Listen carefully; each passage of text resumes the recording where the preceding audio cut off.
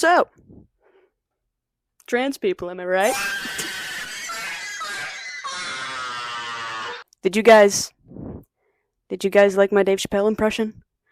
No? Well, at least I'm still funnier than whatever the hell this is.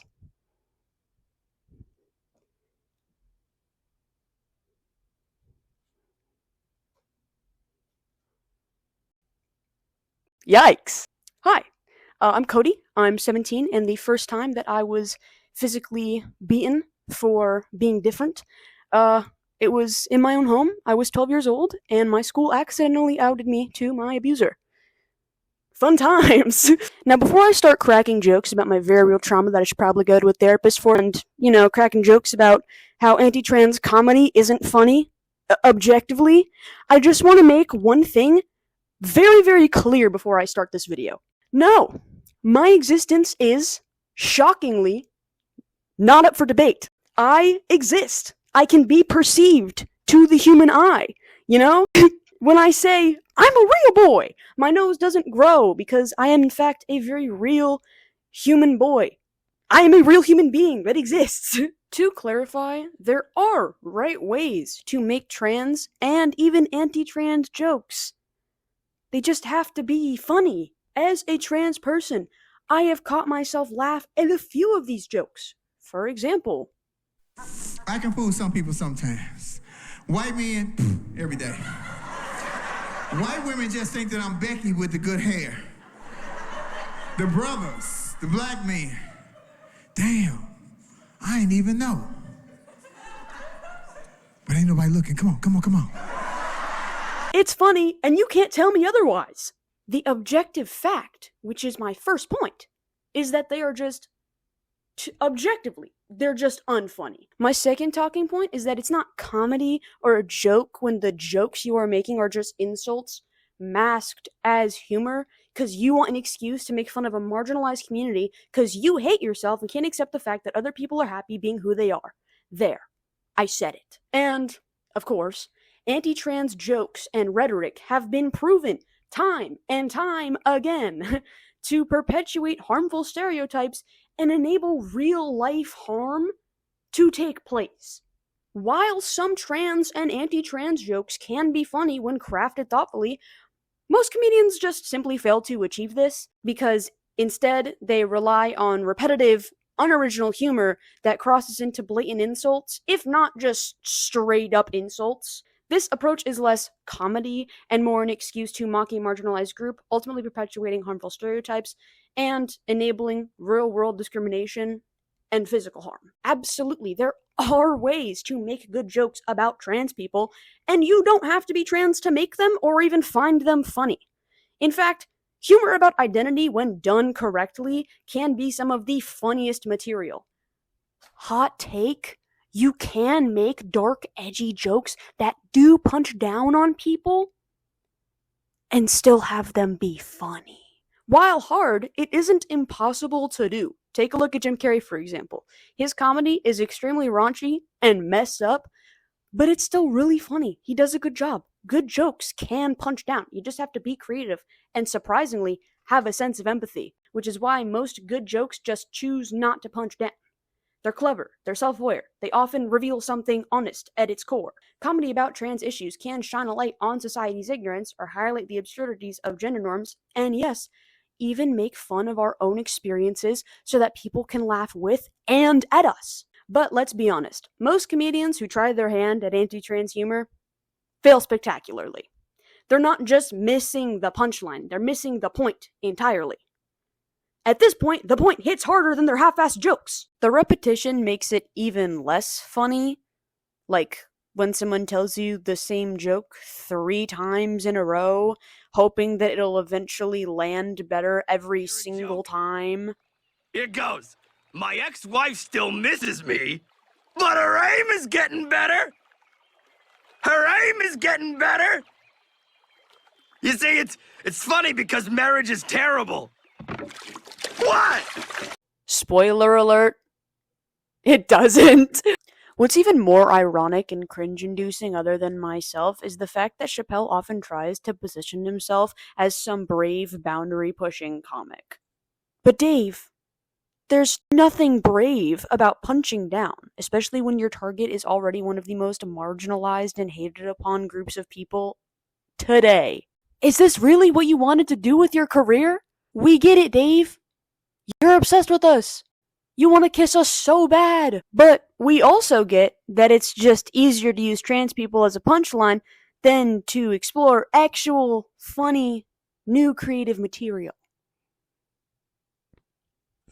But her aim is getting better. Hold on. I'm getting word that even your transphobic fans are tired of it now? Huh.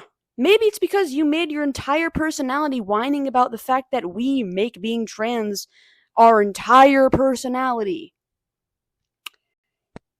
Sounds kind of hypocritical, doesn't it? Ultimately, most of these so-called jokes are just overused, unfunny attempts to seem edgy because, man, does he say a lot to say absolutely nothing at all. Chappelle, like many others, seems to miss that humor is best when it's insightful and sharp and original and funny.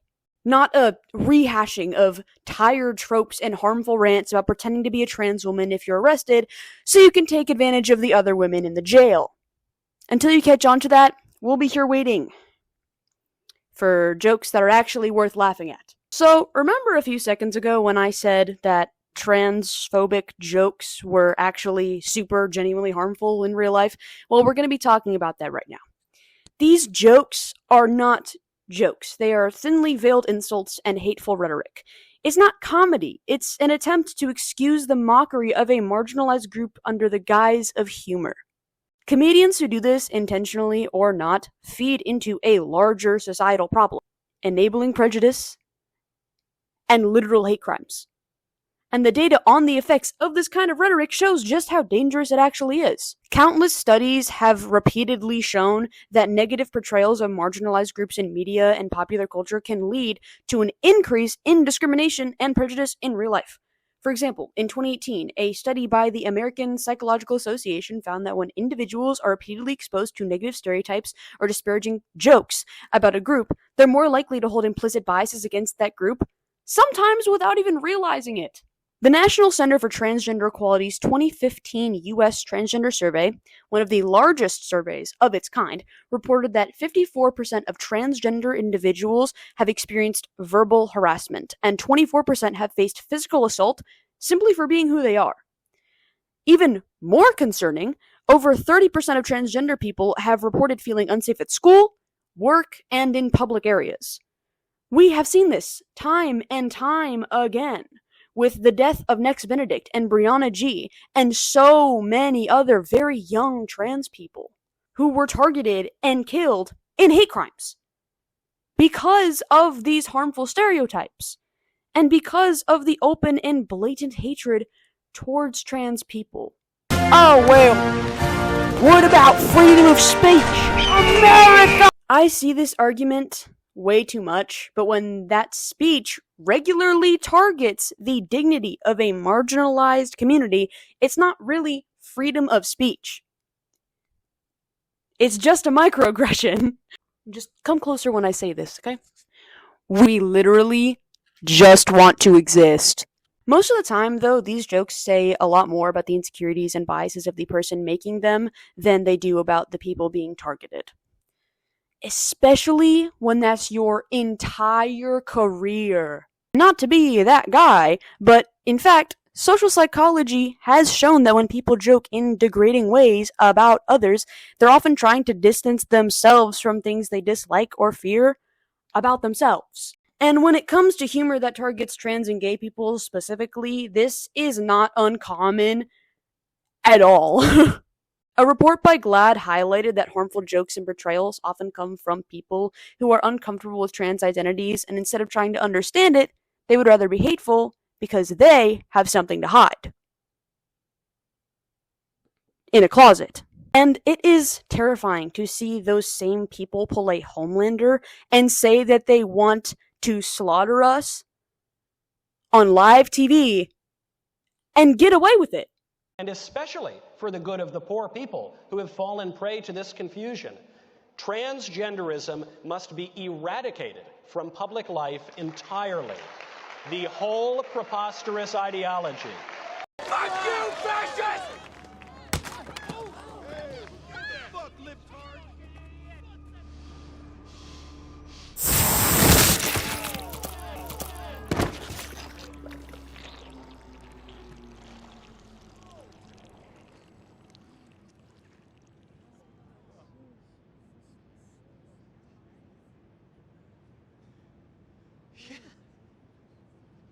Yeah!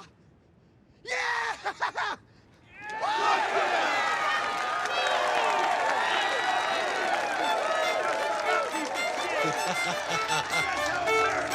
All right. Do you finally get it? Are we getting somewhere? You're starting to see me as human? Good, awesome, cool. Let's keep that up. And just really quickly, another hot take, freedom of speech does not equal freedom of consequence. So, Dave, when you're getting canceled on Twitter for spewing genuinely harmful, disgusting rhetoric, don't whine about it, you snowflake. Though, I do understand that this is a heavy topic to be discussed. I don't care what you think about me. I'm just a guy. Said every red flag ever, I know, but I don't care if you're like, oh, well, you're a woman. Because at the end of the day, I don't fucking know you, and you have no regard over my life and what I get to be. Trust me, if I could choose to not be trans, I would. My life is so hard, and I don't think that many people realize that my mom prayed every night that I would end up normal. Not trans, not gay. And it's not because she hated the idea of me being one of those things. It's because she was scared of what society would do to me. And what people would say to me, and what people would think about me, and what people would do to me. And I think that many parents right now share those same feelings. My ex-boyfriend's mom shared those same feelings. And it's really, really, really awful seeing your family vote for someone who they know is literally trying to put you in the ground. Even if, at the end of the day, you're just a kid. Anyways, I just got done deleting 20,000 screenshots that I possibly would have needed, at least 200 of them, to make this video. And it's 12 already, so I'm gonna get points off for late assignment. But, thank you for watching. Subscribe if you want to hear me yap about other things. I will yap about whatever you want me to. I don't know, if I see one fucking comment about my haircut. Okay, that's it, bye. Guess whose microphone decided to die in the middle of recording this?